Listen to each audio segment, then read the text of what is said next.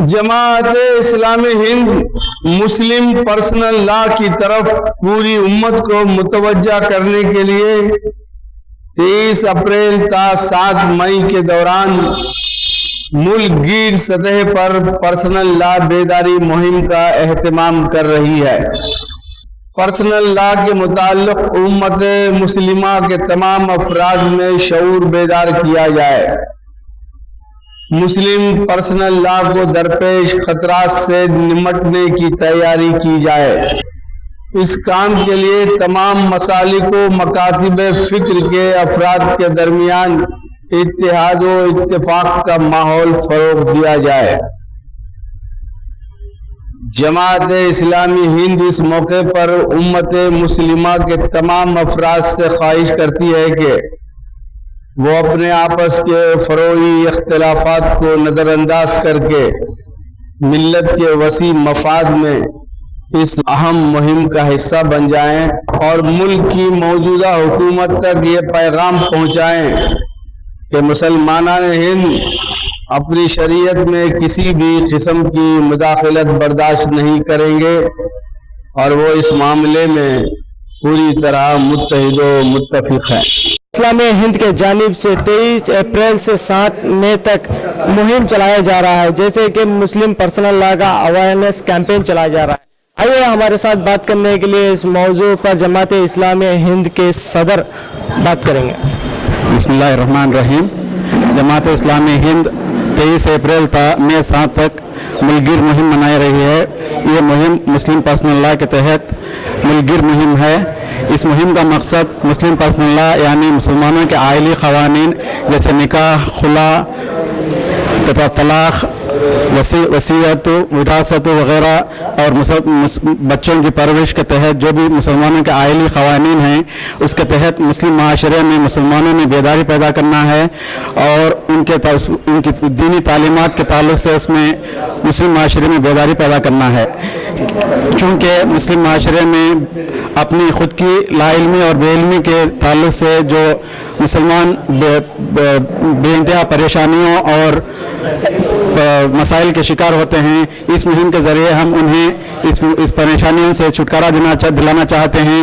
मुस्लिम personal law के जो भी क़वानीन हैं उन्हें उनकी तालीमात को उनसे वाक़िफ़ियत करा के, इसका एक और मकसद ये है कि मुस्लिम पर्सनल लॉ को दरपेश जो मसाइल हैं, जो ख़तरात हैं, उनके तहत उनका मुकाबला करने के लिए भी इस मुहिम की हमें मनसूबाबंदी करेंगे। इस ताल्लुक़ से मुस्लिम माशरे के जितने भी मसालिक हैं, जितने भी फ़िक्र के जमात हैं, उन्हें एक प्लेटफार्म के अंदर एक मुत्तहिदा प्लेटफार्म पर लाना भी इस मुहिम का एक मकसद है। इसके तहत जमात इस्लामी हिंद हर जगह छोटे बड़े प्रोग्राम करेगी, उलमा की नशिस्तें करेगी, मुस्लिम वकला और मुस्लिम सहाफ़ियों की नशिस्तें करेगी, लीफलेट्स बुकलेट्स वगैरह के ज़रिए से डोर टू डोर जाके इस्लाम की आइली तालीमात को आम करने की कोशिश करेगी। और इसके अलावा जो स्लम एरियाज़ हैं जहाँ पे अनपढ़ लोग, कम पढ़े लिखे लोग रहते हैं, उनको भी इस आइली तालीमात की वाक़िफ़ियत कराने की कोशिश की जाएगी। शहर करपा में इस ताल्लुक़ से एक ख़वातीन का बहुत बड़ा प्रोग्राम होने जा रहा है जो कि कला क्षेत्र में 5 मई को तय पाया है और इसमें दिल्ली से मोहतरमा अतिया सिद्दीक़ा साहिबा जो कि जमात इस्लामी हिंद की नेशनल सेक्रेटरी हैं, वो खिताब आम फरमाएंगी। वो प्रोग्राम आके मई 5 को बाद मगरिब इंशाअल्लाह होगा। जमात इस्लामी हिंद इस मौके पर तमाम उम्मत मुस्लिमा से अपील करती है कि वो अपने फुरूई इख्तिलाफ़ात को ख़त्म करके इस मुहिम का हिस्सा बन जाएँ और उम्मत मुस्लिमा के एक वसी मफाद के तहत इकट्ठा होकर, मुत्तहिद होकर इस मुहिम का हिस्सा बनकर मौजूदा हुकूमत को पैगाम पहुँचाएँ, मैसेज पहुँचाएँ कि उम्मत मुस्लिमा इकट्ठी है और अपने शरीयत में किसी भी तरह की मुदाखलत इसमें तरमीम के लिए उम्मत मुस्लिमा बर्दाश्त नहीं कर सकती और इस ताल्लुक़ से उम्मत मुस्लिमा पूरी तरह से मुत्तहिद और मुत्तफ़िक़ है। बिस्मिल्लाहिर्रहमानिर्रहीम। నా పేరు షేక్ గౌస్ మొహిద్దీన్, జమాత్ ఇస్లామీ హింద్ రాష్ట్ర సంఘ సేవా విభాగ కార్యదర్శి నేను.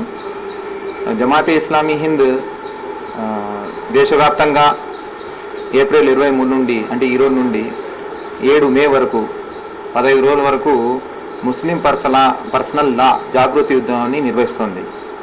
ఈ ముస్లిం పర్సనల్ జాగృతి ఉద్యమం యొక్క ముఖ్య ఉద్దేశం ఏమిటంటే ముస్లిం సముదాయంలో వాస్తవంగా వారికి ముస్లిం పర్సనల్కి సంబంధించి షరియత్ నియమాలకు సంబంధించి వారిని చైతన్యపరచడం, వారిలో ఉద్బోధన చేయడం, తద్వారా వారిని ఇస్లామియా షరియత్ యొక్క చట్టాల వైపుకు వాటి అనుసరణకు వారిని ప్రేరేపించాలని దీని ముఖ్య ఉద్దేశం.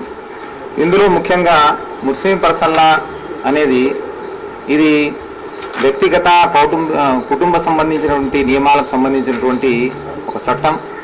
ప్రతి విషయాన్ని దైవ గ్రంథమైనటువంటి దివ్య ఖురాన్లో ఇది పొందుపరచడం జరిగింది. దాని ద్వారా మహాప్రవక్త ముహమ్మద్ సల్లల్లాహు అలైహి వసల్లం గారి యొక్క ప్రవచనాల ద్వారా ఈ షరియత్ విధానాన్ని తీసుకురావడం జరిగింది. ఈ షరియత్ విధానాన్నే ముస్లిం పర్సన్ల యొక్క ఈ చట్టం ద్వారానే మన భారతదేశంలో ఇది పొందుపరచడం జరిగింది, దాన్ని అనుసరించడం జరుగుతుంది. మరి ముఖ్యంగా ఈ 1937లో జరిగినటువంటి ఒక షరియత్ అప్లికేషన్ యాక్ట్, ఆ యాక్ట్ ద్వారా ఇది ఆచరణలోకి వచ్చింది. దీనికి సంబంధించినటువంటి వివాహం అంటే నికా మరియు మెహర్, తలాక్, అలాగే కులా, ఆ తర్వాత మనోవర్తి, ఆ తర్వాత నికా రద్దు, అలాగే విలాయత్, హిబా, ఆ తర్వాత విరాసత్ మొదలైనటువంటి కౌటుంబిక వ్యవహారాలు, సివిల్ వ్యవహారాలకు సంబంధించినటువంటి విషయాలన్నీ ఈ నియమాలు వస్తాయి. కావున వీటి యొక్క అనుసరణలో ముస్లిం సముదాయానికి కాస్త వారికి సరైనటువంటి జ్ఞానం లేకపోవడం వల్ల, వారు సరైన విధంగా దాన్ని అనుసరించకపోవడం వల్ల అది చాలా వరకు ఒక హాట్ టాపిక్గా అవ్వడం జరుగుతుంది. కానీ ఇందులో వాస్తవం చాలా తక్కువగా ఉంది.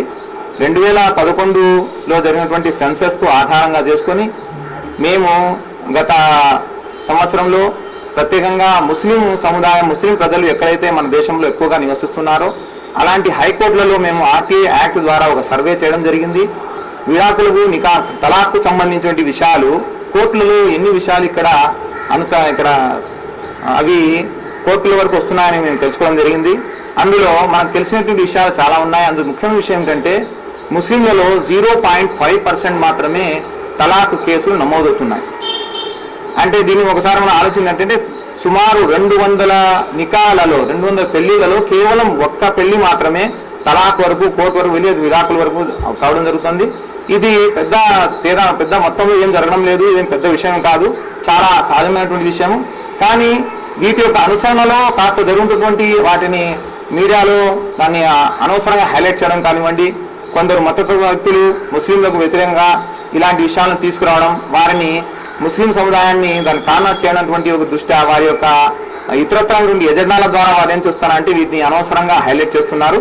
ముఖ్యంగా మరి అలాగే చూస్తున్నట్లయితే ఒకే సందర్భంలో ఒకే విషయంలో తలాక్ను ముమ్మార్లు పడడం అనేటువంటి విషయాన్ని చూసుకున్నట్లయితే 0.05% ఉంది. అంటే అది ఇంకా మరీ తక్కువ అన్నమాట. దీనికి సంబంధించినటువంటి మేము జమాతే ఇస్లామీ హింద్ భారతదేశం వ్యాప్తంగా ఏం చేయాలనుకుంటున్నామంటే ముస్లిం సముదాయంలో తలాక్ అంటే ఏమిటి, అది ఎలా ఇవ్వాలి, దాని యొక్క సరైన పద్ధతి ఏమిటి, అందులో ఉన్నటువంటి లోటుపాట్లు ఏంటి అనే విషయాన్ని వారికి సవివరంగా తెలియజేయాలనేటువంటి విధంగానే మేము ఈ జాగృతి ఉద్యమాన్ని చేయడం జరిగింది. మరి అలాగే ఇందులో మేము ముస్లిం సముదాయం యొక్క చిన్న చిన్న పాకెట్లలో వెళ్ళి వారిలో ఉన్నటువంటి కుటుంబ పెద్దలు, ఇతర పెద్దలు, సమాజంలో ఉన్నటువంటి పెద్దలను కూడా వారిని ఒక చిన్న చిన్న గ్రూపులుగా చేసి వారితో మాట్లాడి అయ్యా దీనికి సంబంధించి అవగాహన కల్పించి వీటి యొక్క అనుసరణలో ఉండి బయటికి వెళ్లకుండా వారిపైన తగినటువంటి చర్యలు తీసుకునేలా, వారిపైన ఒత్తిడి తీసుకొచ్చేలా మేము ఈ విధంగా ఈ కార్యక్రమాన్ని నిర్వహించడం జరుగుతుంది. అలాగే ముస్లిం యువతలో, ప్రత్యేకంగా మహిళల్లో వారి యొక్క హక్కులు, అధికారాలు వాటి గురించి మేము వివరంగా తెలియజేయాలని ఈ సందర్భంగా ప్రయత్నిస్తున్నాం. అలాగే విద్యావంతులు మరియు లాయర్లు వారి వద్ద, ఎందుకంటే చాలా విషయాలు వారి వద్దకు వస్తుంటాయి, వారిని కూడా వాస్తవంగా ముస్లిం పర్సనల్ లా, షరియత్ యాక్ట్ అంటే ఏమిటి, ఈ షరియత్ యాక్ట్ ద్వారా ఈ విషయాలు ఏ విషయాలు ఇందులో వస్తున్నటువంటి విషయాన్ని వాళ్ళకి సవివరంగా తెలియడం అనేది మా ముఖ్యమైన బాధ్యత. అలాగే చాలా విషయాలు మన ప్రస్తుతం సమాజంలో చాలా హైలైట్గా అవుతున్నాయి. వాటికి సంబంధించిన విషయాలను మనము ఆ వివాదాలను మరింత హైలైట్ కాకుండా వాస్తవాన్ని వారికి తెలియజేసి వివాదాల వైపు తీసుకెళ్లకుండా వారిని సరైన మార్గం వైపు తీసుకురావడానికి ముఖ్య ఉద్దేశంతో మేము ఈ క్యాంపెయిన్ నిర్వహిస్తున్నాం. ఇందులో మహిళల యొక్క కార్యక్రమాలు ఉన్నాయి, యువకులకు సంబంధించిన కార్యక్రమాలు ఉన్నాయి, మరియు భారీ బహిరంగ సభలు ఉన్నాయి. ప్రత్యేకంగా కొన్ని క్లోజ్ గ్రూప్ అంటే కొంత హైలైటెడ్ ఎలక్ట్ పీపుల్స్ ద్వారా వాళ్ళతో మాట్లాడేటువంటి కార్యక్రమాలు ఉన్నాయి. వారి ద్వారా కూడా ఈ సందేశాన్ని మేము తీసుకోవాలని తెలియజేసుకుని కోరుకుంటున్నాం.